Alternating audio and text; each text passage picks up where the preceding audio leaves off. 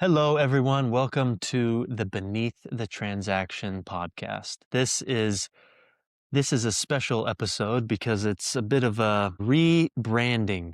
And my wife here with me tells me that I should reintroduce myself, even though our show, the Rooted Leadership Podcast, has been in existence for several years now. We have had a lot of listeners over the years. There's over 10,000 downloads. Nothing to brag about by any means, but obviously it grew into something that people were interested in when we started that show just for our local community of Salem, Oregon. We've now since moved from Salem, and a lot of our efforts that we were focused on there have morphed and changed. That's led us to this rebrand. So what I want to do today, before we jump into the point of the show and the connection to my upcoming book, I want to kind of paint the picture of where we've been and re-describe why we're doing this and where we came from, where we're going, and all of those things. But before I do, Kenzie's here with me. She is now a wonderful co-host. So Kenzie, do you want to say hello to everybody? Hi, everyone. We're excited to have you. We're really excited about the potential of this podcast and the opportunity to connect in this way and be able to interview some really great people and have some really great conversations.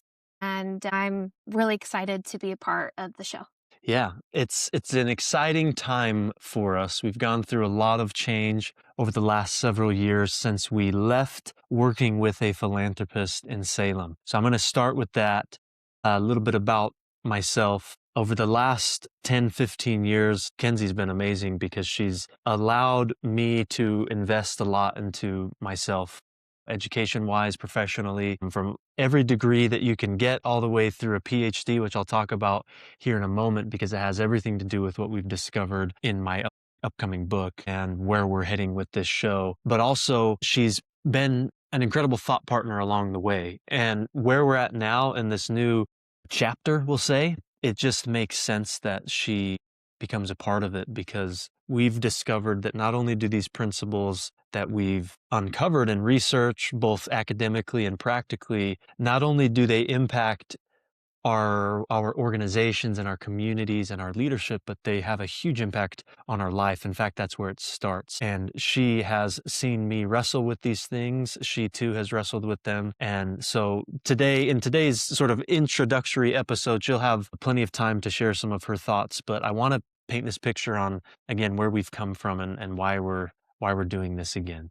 Like I mentioned, we worked with a philanthropist for many years. That's why we started the first show. And again, it was only for our local community of Salem, called the Rooted Leadership Podcast. You can actually look back and listen to any of those episodes. We had 70 something episodes, everything under the sun, from a Super Bowl champion, to best-selling authors, to high school students, to everyday local leaders in our community. And we had a really fun time with that show. And the purpose was only to be a resource to our community. It just so happened to kind of grow outside of that. We were never getting into it to start a big podcast by any means. It was really to stay connected to our community. We started it in 2020 when we started our Leadership Institute, and obviously a lot of people were disconnected, and so we wanted to continue to bring in leaders and be a quote unquote house of knowledge and just share anything under the sun related to leadership. And we really let the guests sort of control the topics and what we discussed. With what we're doing now, this show is really patterned after our upcoming book called Beneath the Transaction, Discovering the 7 Conditions that Transform Life and Leadership. And we only have that book and those 7 conditions because of the research that we've conducted, again, for the last 10 years. So a number of years ago, I was privileged enough to sit knee to knee with a philanthropist, and he asked me to help him transform his community. Those were his words. And we agreed.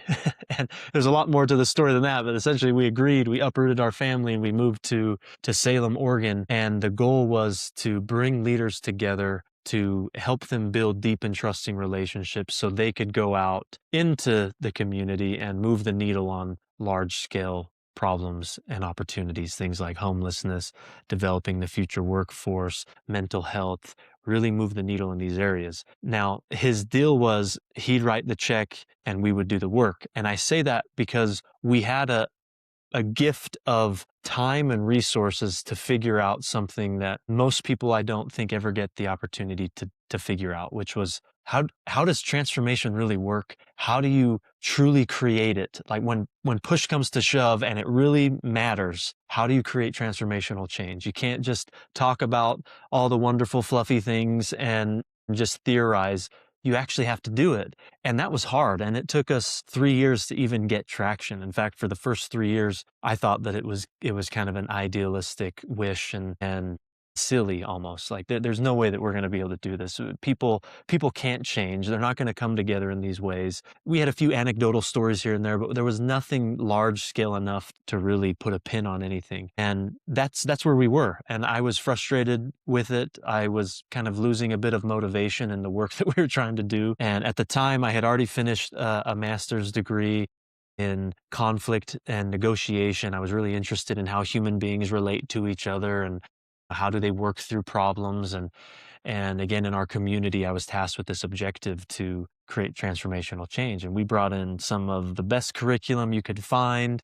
We were trying to apply a lot of best practices. They were deploying me sort of fractionally to work with different nonprofits, schools, things of that nature. I was partnering, I was convening.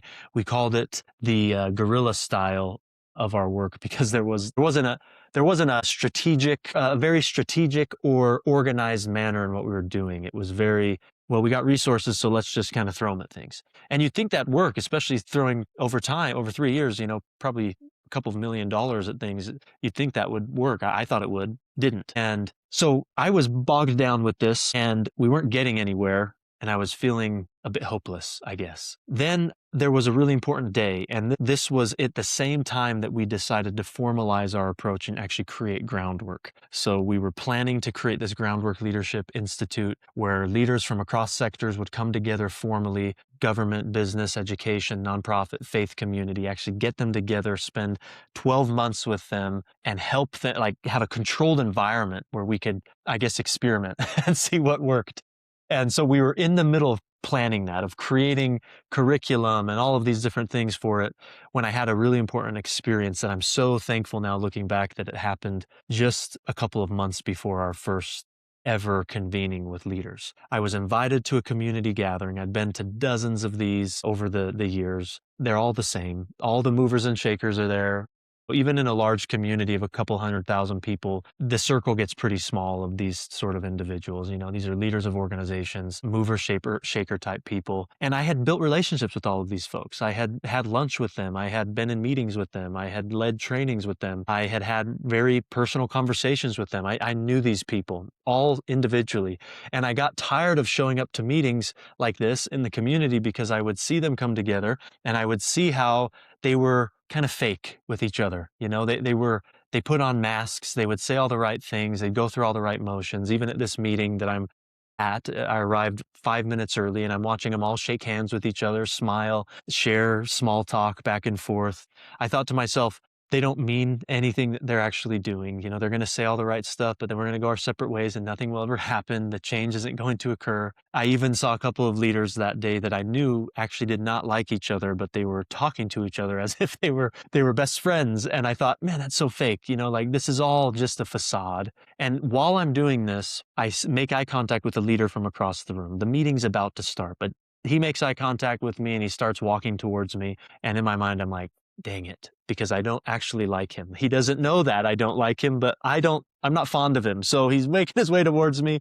And as he approaches, I stand up and with a smile on my face, I shake his hand. And then I say these words. I say, it's nice to see you. Now, because I'm telling you this story, that I didn't mean any of that gesture or those words, but there I was engaging in the same behavior and gesture that I was judging everybody for. And we had maybe 30 seconds of small talk. The meeting was beginning, so I sit down. And that day, sitting at that table, I made two really important realizations that led to some amazing discoveries. The first was I realized that I was part of the problem. More so than all these other leaders, I was the one actually preaching transformation. I was the one convening people and trying to push this vision of transformational change in our community, which at the time we had gotten to the point of defining it as fundamental shifts towards our positive potential together and how we see, think, or behave. That's still very broad, but I was the one preaching that. And yet here I was not able to even break past a very simple transaction. And that word came to mind, transaction. We're so transactional. Handshake after handshake after handshake, smile, smile, smile, inside, not really changing. Just like me that day. And that was the first realization. The second was I realized that we cannot expect transformational outcomes in our community if we begin our interactions off with a transaction. And that transaction to me, more than ever, was this handshake, just shaking people's hands. I thought, not only literally do we shake hands with everybody, but metaphorically we shake hands with everybody. It's all a transaction. It's all what's in it for me, this, that, and it's just a transaction. And that gets us nowhere. That's certainly not, that's going to just get us to more transaction. It's not going to get us to anything transformational. So I had those two realizations and I sat there a bit broken thinking, gosh, I've never seen this before. And how do we break out of this? So I zeroed in on the handshake and I thought, something personal to me, which is a big part of my book and this show and all of our research, is my Asia Pacific heritage, specifically some of the indigenous wisdom and principles that I've learned to pull from those cultures. And my father's from the Philippines, and in the islands, I thought to myself that day, not a lot of people shake hands. They're hugging and kissing each other on the cheek. But specifically, I thought of an indigenous gesture. And it goes by different names and this is part of the very first couple chapters of my book, by the way, this story. In New Zealand, where I was actually first introduced to this by my Maori friends, it's called hongi. And in Samoa, it's called fe'asogi. In Hawaii, it's called honi. And in the Philippines, I come to find out years later, because I started studying indigenous culture, it's called ongo. It's not as practiced as much as it is in some other island nations, but it's called ongo. But all of these terms, they essentially mean the same thing, which is to share the breath of life. And it's an indigenous greeting, thousands of years old, not a handshake. When they greet each other, they press their forehead and their nose together, they close their eyes, and they take a deep and intentional breath. Again, it essentially means share the breath of life. And I had done this gesture with many friends and family, and I never forget it. Unlike the handshake, you forget when you shake someone's hand, you never forget this. I thought of that gesture and I thought, what if I would have greeted this individual this way? I would have never been able to do that. Literally, I couldn't have done it. It would have been inappropriate. But I thought, what if we were in a world where I did greet him that way? And I thought, what would change for me? And everything would have changed for me. His essence, who he was, I started to actually care for him inside in a way that I never had before, just by imagining this. And I was on this roll, just feeling this momentum, these sort of seeds of transformation. And I wanted to share this with everybody. And I made it a goal that day that I would try to share this with leaders. And then a couple of months later, we had this institute, and I thought this is going to be the perfect moment. We have this intimate setting. We're bringing leaders out to a retreat center at the coast of Oregon. This is it. And I didn't know what I was going to say or what I was going to do. I was just kind of winging it. And I had this moment in the day where I thought, this is it. I pulled one leader aside who I'm very close with, and I asked if he would be willing to demonstrate the gesture with me. And then I was going to metaphorically invite all of these leaders to break out of the transactional relationships that we're so used to with each other, and let's get deep and let's actually move the needle together. But it first starts with our relationships. That was our theory. That was my hope. So we gather them. They're all together. I ask this leader if he'd do it. He says yes. We come back together and we do this gesture of ongo, of sharing the breath of life. And this individual, who's typically very stoic, he's a well-known leader. Everyone knows him. He could be he's a father figure to me. We did this gesture, and he's brought to tears. I've never seen him emotional until this point. He just says, Chris, let me talk to these people, right? Let me talk to these leaders. He's more of a peer to them than I am, right? I'm younger than all these folks, and I'm charged with this objective to create transformational change. He just kind of says, let me address them really quickly. Tears still coming down his face. He says, I don't know how to properly express what I'm feeling right now to Chris, but I already care for him as a friend, but I feel responsible for him. And that was amazing. And all the leaders in the room, not a dry eye in this room. These are 15 of the most influential leaders in our community are all brought to tears. And one of them surprisingly raised their hand and says, can we try this with each other with respect? Could we try this? And of course I say, absolutely. And then I witnessed these leaders one by one stand up and share the breath of life with each other, literally. And the room for that moment, it was almost transcendent. I don't know how else to explain it. It was incredible. And it was so much different than a handshake. Those leaders became bonded to each other in a way that nothing else could have bonded them that way.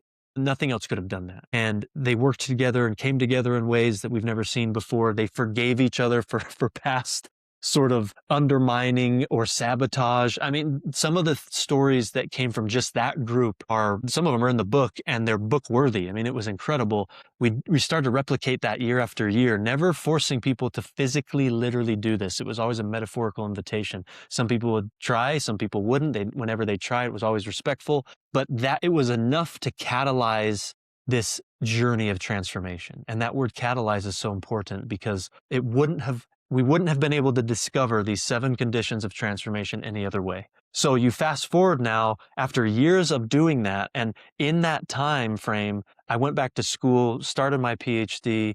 This became the sort of center of my research. We uncovered 7 conditions, like 7 things that were key linchpins to people's journey of transformation. And that's what the book's about. And it combines this indigenous wisdom with modern research and leadership principles, and they're incredibly practical. And the 7 conditions are simple. 7 conditions are first, purpose. By the way, the order and the sequence is so important.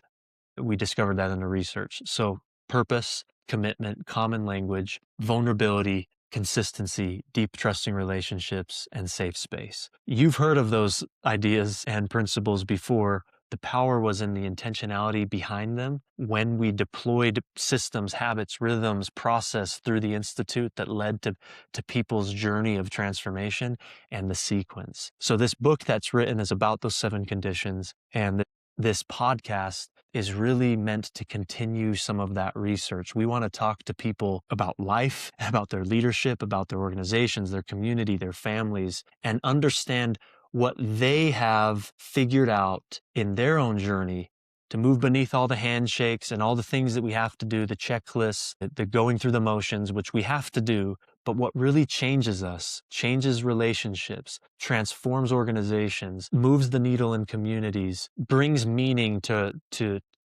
our lives, to families. Those things all happen beneath the transaction. And not a lot of people know how to talk about it, nor do they know how to create a life that invites that way of living. And the book is really meant to first help people in their heart and in the self. And this was so important in the research because the goal was community transformation. And we realized we can't do that unless organizations transform, and we can't create this unless leaders transform, and we can't do that unless individual people are going through and going on a journey of transformation themselves. So our aim is a lot more focused than before. We want to understand people, and they might not use the same language as us, but we want to understand how have they found ways, rhythms in their life, systems, processes, ways of thinking that have really helped them move beneath the transaction.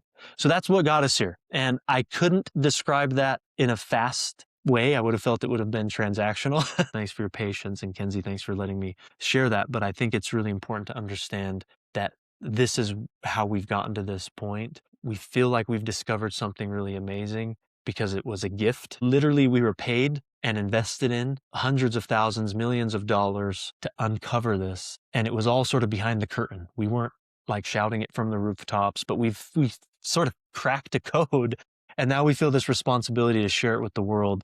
Part of that is to understand how others are on this journey themselves. I love that story because it was our first cohort and we were really trying to think and create content and curriculum, everything that was focused on transformation and not just kind of the transactional check the boxes. A leader needs to do this, this, and this. And to build a good culture, you need this, this, and this. And I love that story because I think we can all relate to, we've had moments or times in our lives where we've had a transformational experience, some type of experience that kind of rocked us into wanting to change for the better. And what I love about our research is now that we have these 7 conditions, Chris called them linchpins, these 7 things that help us not just like have a transformational moment or an experience, but now you as a leader or in your life, you can take these 7 conditions and start to apply them. And when you apply them, you kind of take control of the conditions of the environment of some of your habits and the way you think about things that help create transformation. The 7 conditions give you more of a chance to have a little bit more control of the outcome of the things that you desire, of your change and your becoming. And we talk a lot about not just a destination of I want this and I got to get to this outcome, but it's definitely transformation is a journey, not a destination. So as we start applying and thinking about these 7 conditions, and we're going to have great guests on the show, and we're going to go deep, and we're going to have honest conversations, we're going to be vulnerable, we're going to have to create an environment of safety and trust so that we can have some conversations that are beneath the transaction, that are difficult to talk about, whether it's in the realm of leadership, and culture change and the professional space, or whether it's in the realm of your life and parenting. And um, I think the beauty of this podcast as we are moving forward is we're going to be able to talk and kind of bridge the gap between those 2 spaces, life and leadership. And can we bring those together? Because let's just be honest. You carry your life with you to work, and you carry your work back with you at home. Transformation is it's a holistic phenomenon. I mean, you have transformational moments that we remember, and I would invite you to even think about your life and moments in your life that you would say that was a transformational moment. In that moment, there was a fundamental shift in how I saw the world, and how I thought, and how I Mhm. behaved. Think of those moments and think about the environment that you were in, the conditions. There was something that helped create that. It wasn't by accident. And it might feel like it, but if you dig deep enough, you'll realize that there were certain things or environment that I was in, or people in my life, or circumstances that added to this. And while you can't force the transformation, you can't manufacture the transformation, you can manufacture these conditions. And I neglected, in my long-winded story earlier, I neglected to say one of the most important pieces, which is a major theme of the book, which is something I realized that day on the coast with those leaders after that gesture. I realized that transformation is caught, not taught.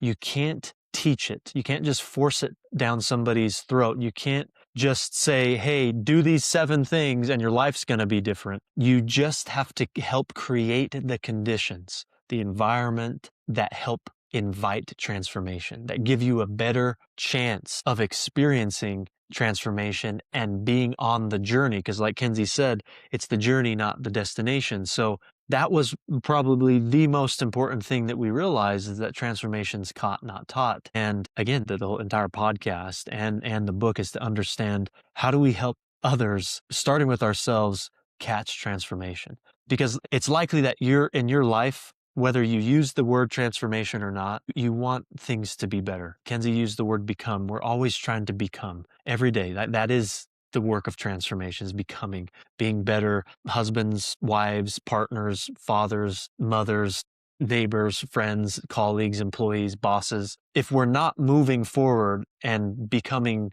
better, then we're moving backwards. And it's not to say that we shouldn't be happy with who we are and love ourselves. It's just to say, the point of life and existence is to learn, to grow, progress, become better. And that is the journey of transformation. And we all have a different way of trying to see how we can improve. Some of us maybe lean into our faith. Some of us lean into, other sets of curriculum, other books. There's all sorts of ways to understand this journey that we're on. And our intent and the point of my research was really trying to find at scale, across the board, different leaders from different backgrounds, different walks of life, different family circumstances, what was common amongst all of them. And these 7 things appeared. It always started with purpose and meaning. If you don't have clarity of purpose, you can't even start on the journey of transformation. And a prime example is, when we started this journey, we were leaning into a lot of one of my former employers' body of work, the Arbinger Institute. I used to work there. I love Arbinger's work. I'm still a big fan of it. A lot of friends that work there. but their content centered around the human relationship, how we relate to each other, seeing people as people versus objects, right? Like, do I truly see the humanity in others, understand their objectives, their fears, etc., and etc. And that's a really powerful principle. The problem that we were running into was that's great and easy to talk about. It's very difficult to do on the ground. And part of that gesture, the breath of life, actually broke through and literally made it so visceral for people where they could not ignore the humanity of others. But that was just one principle that we were using in that guerrilla style time. Like, we were just teaching people these principles, not really seeing anything change. And the first thing that we realized was missing was we don't have clarity of purpose. We don't have clarity of purpose collectively. And then I came to find out, working with leaders in one of our first sessions with them, I would ask them, how many people here can describe and define their purpose in 20 words or less? And to this day, working with hundreds of leaders, I can count on maybe one hand how many people could raise their hand and state it clearly. And that's not to say that people don't have purpose in their life. They do, but they couldn't define it. And being intentional and defining it is so important in the journey of transformation, because if you're not intentional about what it is, then you're also open to what it's not. And if you hide from the reality of what you're trying to say you're going to do in this world and what your purpose is, if you don't define that, then you can quickly succumb to the opposite. And that's okay when we don't define it, because we never have to admit that we've never achieved it or we weren't clear on it. It's the whole idea of the fear of failure. If I don't say exactly what I want to do, then I'll never know exactly if I fail at it. And that's part of the problem. That's what I would see in leaders, is there's a lot of fear. And one of the conditions is vulnerability, which is opening the door that fear tells us to keep shut. So again, that's one example of the power of these conditions, how it starts with intentionality. So we would always start with leaders defining their why. And in fact, when I've coached or worked with leaders one-on-one, they might share some of the things that they're trying to work through. And I would always start with, well, look, before we meet, I want you to actually write down what you feel your purpose is, right? Your why statement in life. Like, write it down, 20 words or less, be clear. That's a starting point for us. Doesn't mean it's perfect. It doesn't have to be perfect, but it's the starting point. And it's almost the first step on the journey of transformation consistently. Again, we can have transformational moments, but that's how we start on the journey intentionally. We know where we're headed. Again, I'm taking over, Kenzie, so I'll turn it back to you, but I'll turn it back to you with what you left off with. Is we want to dive into life and leadership, because even with this first principle, first condition, purpose, you don't you don't leave it when you come in and out of the door, whether that's your work door or your home. Nothing gets left behind. You carry that wherever you go. That's the purpose of this podcast. We named it after the book. The book title, we went back and forth for a while and trying to figure out, what do we really want to name this book? And when we landed on Beneath the Transaction, it was because in the book and on this podcast, we wanted to explore what happens when you stop metaphorically shaking hands. Like, what happens when you intentionally start your interactions off in a more authentic way and be more aware of what's happening beneath the surface of your relationships, beneath the surface of your organization, of the culture that you're creating, under the surface of your family and your relationships with your kids. It can be applied in so many different avenues. And that's probably what I love most about the 7 conditions. Chris is an expert in his field of leadership and organizational culture transformation and community transformation. But I fell in love with the idea of the 7 conditions as it applied to my own life and how I interacted with my kids and how I interacted with my siblings and my family and with Chris and in our marriage. There was so much value in creating a foundation on transformation instead of relying on just like this transformational moment or relying on a vacation where Chris and I could, get away from the kids or, something that was external to rely on to then help us like build back up on our relationship. We were able to, when we kind of build a foundation on these 7 conditions, it creates a more consistent, healthy environment for all of my relationships in my life and the different goals that I have and the person that I'm trying to become. And so the applicability of the 7 conditions is fun and exciting for us to talk about. That's why we're so excited about this podcast.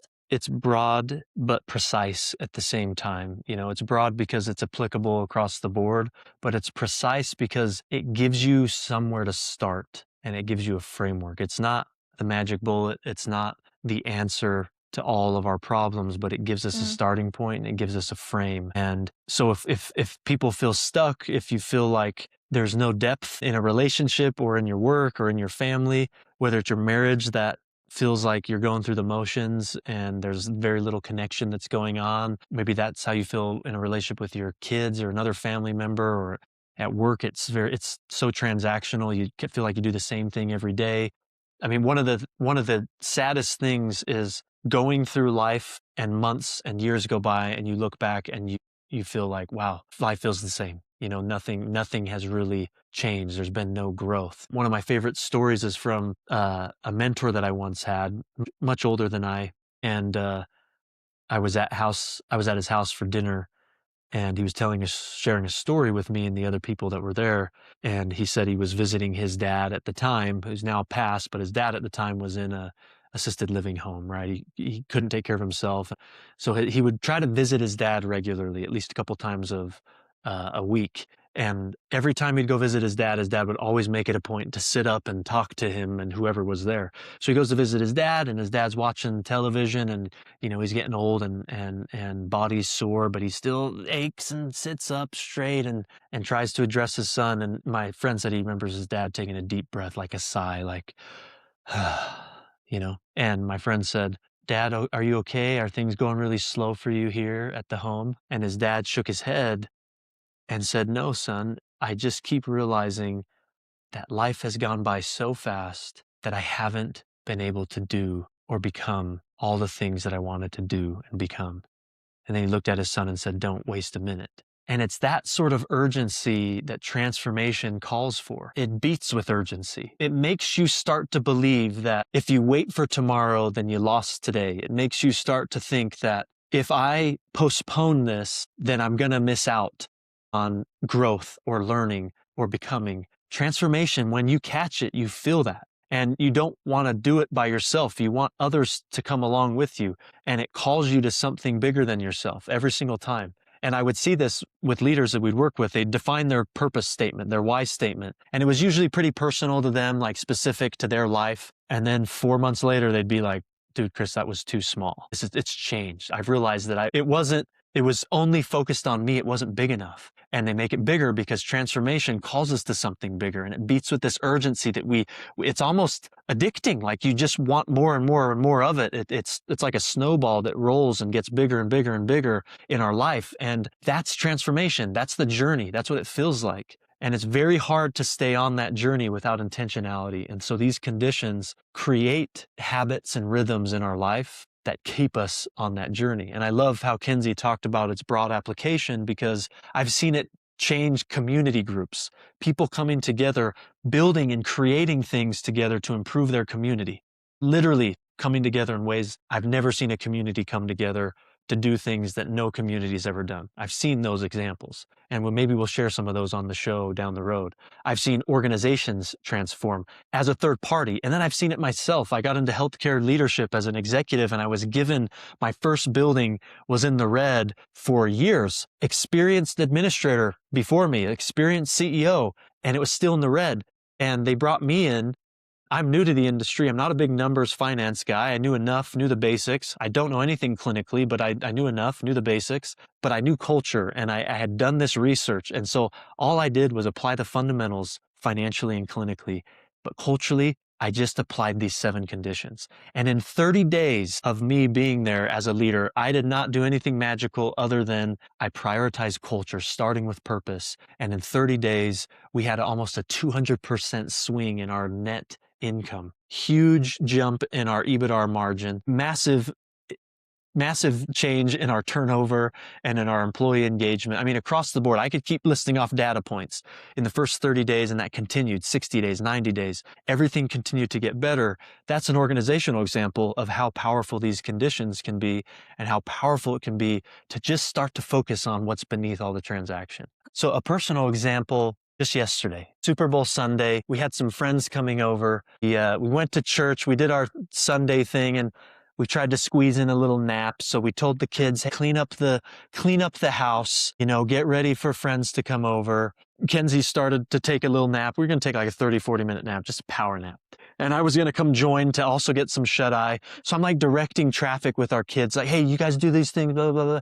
And my daughter, our youngest, she's 5. She was working on a little project. She loves to make little projects. I can't tell you how many like little drawings and things I get from her that show up. I mean, every parent gets these, but more than our other 2, she loves these things. She just gets little scissors and she like staples things together and tapes them together. And so she's working on a project, and I said, hey, help your siblings clean up, and then you can come back to this. And when you're done, make sure you clean it up. Like, I'm just, again, going through all the checklists, all the things, so I could go take my nap. So she's working on something, and she's even asking me how to spell certain words. And I'm paying little attention, almost sort of dismissing it as if it was not important. One of the words was you. How do you spell you, Daddy? And I'm teasing her like, you, well, your name's this. And I'm telling her, like I'm just giving her a hard time. I'm not even taking her seriously. I end up going down to take a nap. About 25 minutes into our nap, she just comes through the door and wakes us up. And she's so excited. She says, Mommy, Daddy, I made you guys Valentines. And I dismiss her like, hey, we're taking a nap. Give me a few minutes. So she like sits them on the nightstand, and I say, I'll look at it later. And then she leaves. And then we go up, we have our whole evening, and she's not having a great day. Everything's bothering her. She's kind of sad, and we're just, like all throughout the day, she's being a 5-year-old. She's just kind of being a little difficult in our mind. And the day ends, we get them in bed, and I come down into our room, and I look over on our nightstand, and I see this little Valentine here taped. This is really, you can see, real bad tape job, but it's colored. And on the front, it says Dad. And then on the inside, it says, I love you, Dad.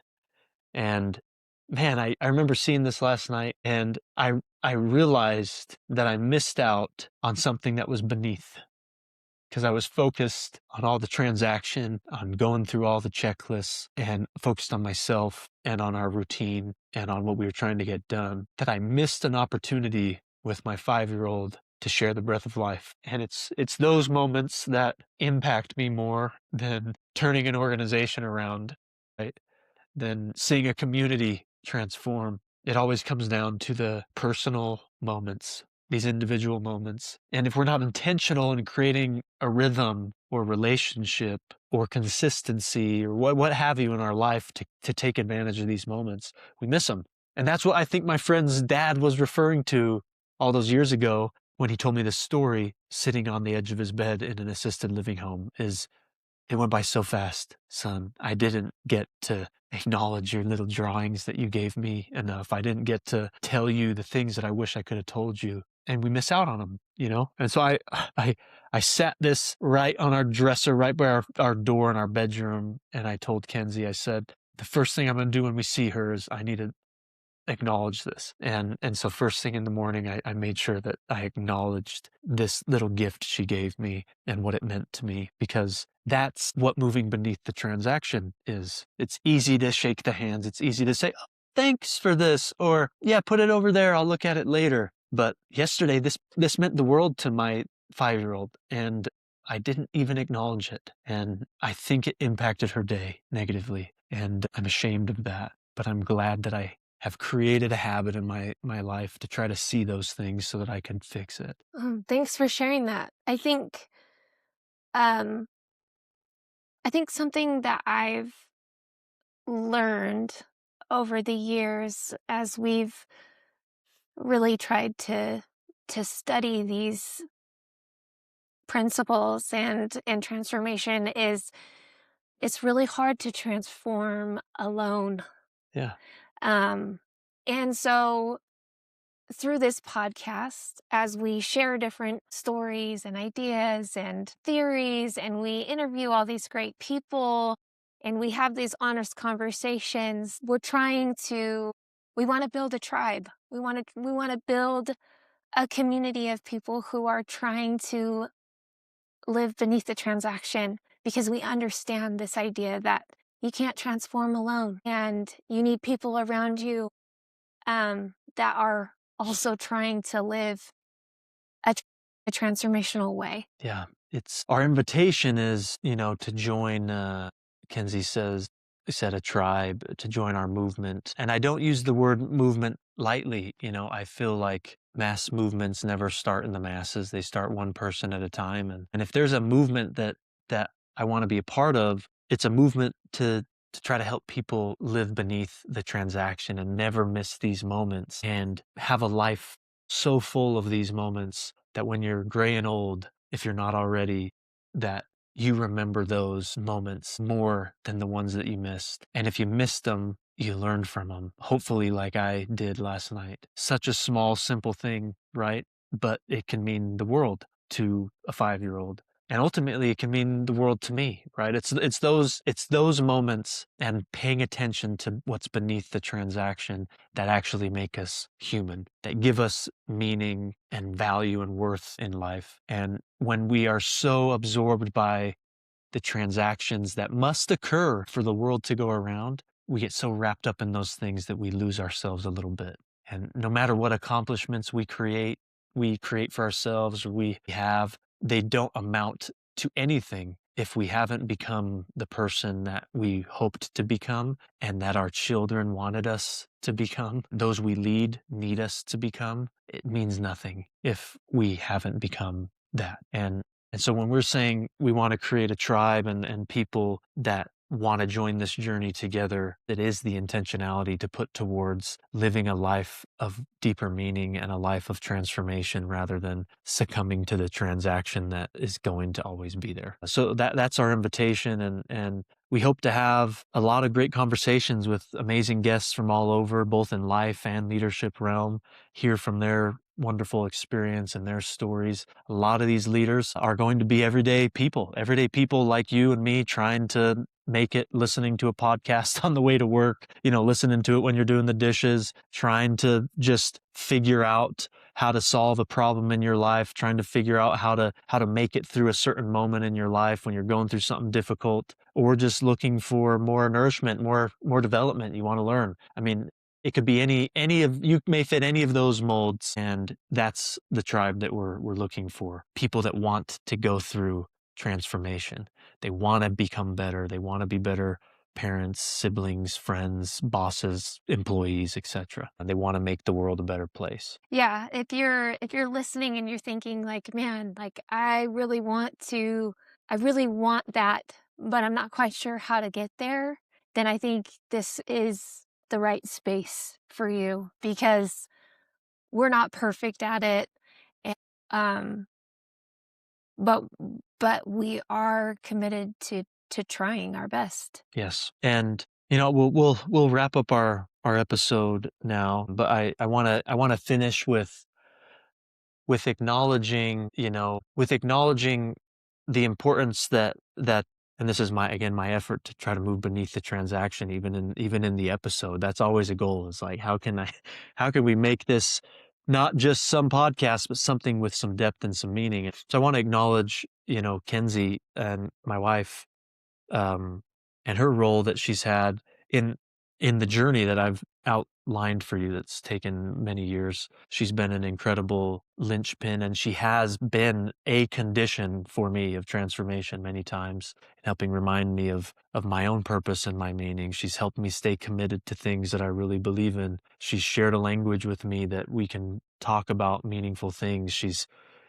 helped me move through that door that fear tells me to keep shut, which is vulnerability. She's helped me stay consistent. She has been the most deep and trusting relationship in my life, and she creates a space for me that's safe enough where I can become and be myself. And so I want to make sure that as we start this journey together and this show, and come what may with whoever we talk to on the show and different guests that we have, I just always want to make sure that I am thankful for you and what you've given me just personally as an individual. And I can't say that enough now. I didn't even have a way to write about that in the book. I tried, I thought of ways to put it in, but I feel like it would take up the entire book to talk about you like that. So I'll just tell you now, and I'll probably tell you more in settings like this later because I tell you in private, but sometimes it means something to say it like this. Thanks. She gave me the shoulder nudge, thanks. Kenzie's not always best at accepting compliments and praise, but she is quite something. So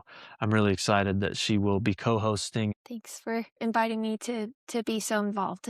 This is going to be a great podcast. We're really excited. Yes, Kenzie is determined to start her own journey of some discovery. We've been talking a lot lately about her going back to school. She has a passion around she's studied elementary education, taught for a little bit. She's been a soccer coach for a long time. She played semi-professionally. She's been an amazing mother. She's volunteered in the community. She's done amazing things, but she's developed a passion to be to learn about family marriage therapy clinically. And so, in due time, she wants to go back to school and take these 7 conditions, explore them in that realm formally. I mean, we've seen it change families and marriages and individual lives, but to take it formally, academically sort of saturate these 7 conditions, I think will transform how we see our work, but also be amazing for you and people that you'll be able to work with along the way. So that's something that's coming up as well. But that's our show today.